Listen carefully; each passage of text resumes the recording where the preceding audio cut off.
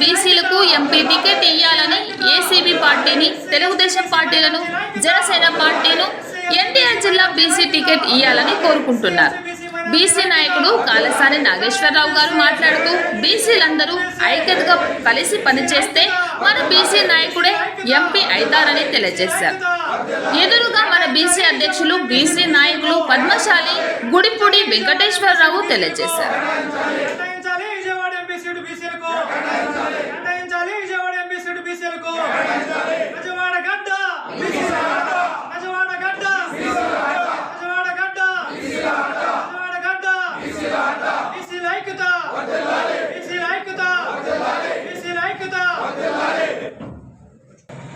ఆ తర్వాత దాని గురించి వాళ్ళ అభిప్రాయం కూడా తెలుసుకోవాలనే ఉద్దేశంతో ఈరోజు ఈ ఆత్మీయ సమావేశం ఏర్పాటు చేసుకోవడం జరిగింది.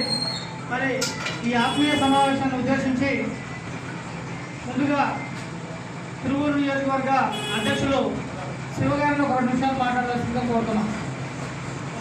పెద్దలందరికీ నా నమస్కారాలు. ఈ సభ ముఖ్య ఉద్దేశం తెలియజేసినట్టు జై బీసీ, జై జై బీసీ. వివిధ బీసీ సంఘాల నుంచి వచ్చేసిన ప్రజాప్రతినిధులకు, అలాగే నియోజకవర్గ అధ్యక్షులు శివ గారికి, పాత్రికేయులకు, నా తోటి మిత్రులకి, మరి ఇంకా స్వాతంత్రం వచ్చి 70 ప్రకటించే బాగుంటుందని మన బీసీలకి నరకబడుతున్నాం తప్ప ముందుకి పార్టీ తీసుకురావట్లేదు.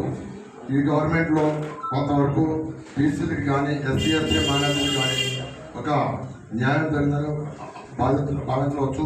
అలాగే ఇప్పుడు మారేటువంటి ఈ కాలంలో బీసీలకి విజయవాడ తిరువూరు నియోజకవర్గ బీసీ ఆత్మీయ సమావేశానికి ఇచ్చేసిన మా ప్రీతమ నాయకుడు, రాష్ట్ర అధ్యక్షుడు ఎన్ మారేష్ గారికి, మరియు రాష్ట్ర మహిళా అధ్యక్షురాలు వేముల బేబీరాణి గారికి, మరి నియోజకవర్గ అధ్యక్షుడు శివ గారికి, మరి ఈ కార్యక్రమానికి వివిధ హోదాల్లో వచ్చేసిన బీసీ సోదరులందరికీ కూడా నా హృదయపూర్వక నమస్కారం. ఈరోజు చాలా సంతోషం.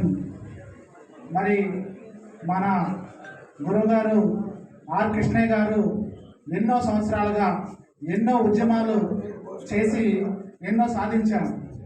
అదే విధంగానే మరి ఇప్పుడు కొన్ని డిమాండ్లు మనం మీడియా మిత్రులకు తెలియజేస్తున్నారు.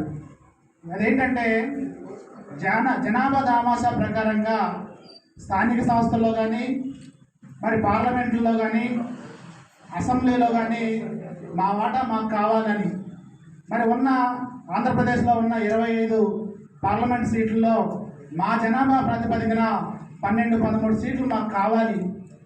అప్పుడే మా ఆత్మగౌరవం కానీ, మా బీసీలకి అభ్యున్నతికి ఉపయోగపడింది. మరి ఆ దిశగా రాష్ట్ర ముఖ్యమంత్రి వర్యులు కొన్ని విషయాల్లో మరి మా కృష్ణయ్య గారి ఉద్యమాలు అయితేవి, గత ఉద్యమాలు అయితేవి, మరి ఆ దిశగా మా బీసీలకి న్యాయం జరుగుతుంది. ఏది రాజ్యసభలో ఉన్న 8లో 4 మనకు అవకాశాలు కల్పించారు.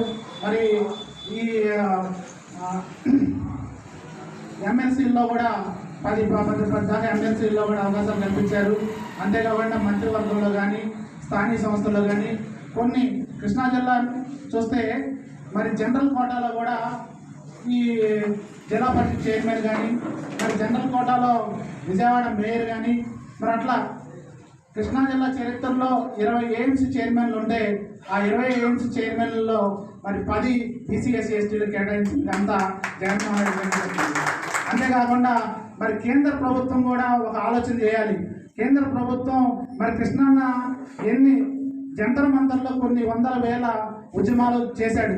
మరి ఆ ఫలితంగా కనీసం మోడీ ప్రభుత్వం ఆలోచన చేయట్లా. బీసీ జనగణన చేపట్టాలి. బీసీ జనగణన చేపడితేనే ఆటోమేటిక్గా బీసీల సంఖ్యాబలం తెలుస్తుంది. తద్వారా వాళ్ళకి ఏమైతే లబ్ధి చేరాలో అది చేరతాయని ఎన్నో పోరాటాలు చేస్తున్నారు. అంతేకాకుండా ఈ మధ్య కాలంలో మహిళా రిజర్వేషన్ ఒకటి తీసుకొచ్చారు. మహిళా రిజర్వేషన్ తీసుకొచ్చి దాంట్లో 33% రిజర్వేషన్ తీసుకొచ్చారు. ఆ మహిళా రిజర్వేషన్లో కూడా చాలా సంతోషం. 33% రిజర్వేషన్ ఇవ్వడం అనేది చాలా సంతోషం. కానీ మళ్ళీ అగ్రవర్ణాలే ఆర్థికంగా బలంగా ఉన్న అగ్రవర్ణాలే ఆ 33% కూడా వాళ్ళే కొట్టుకుపోతారు, మా బీసీ ఎస్సీ ఎస్టీలకి అవకాశాలు లేకుండా పోతాయనే ఒక బాధ ఉంది. అట్లే మరి బీసీ జనగణ చేపట్టాలి. ఎట్లా ప్రతి దాంట్లో కూడా ముఖ్యంగా ఈరోజు ఒక ముఖ్య ఉద్దేశం విజయవాడ పార్లమెంటు సీటు బీసీలకు కేటాయించాలని. బీసీలో స్వతంత్రం వచ్చిన తర్వాత ఇంతవరకు బీసీలకు అవకాశం కల్పించలేదు.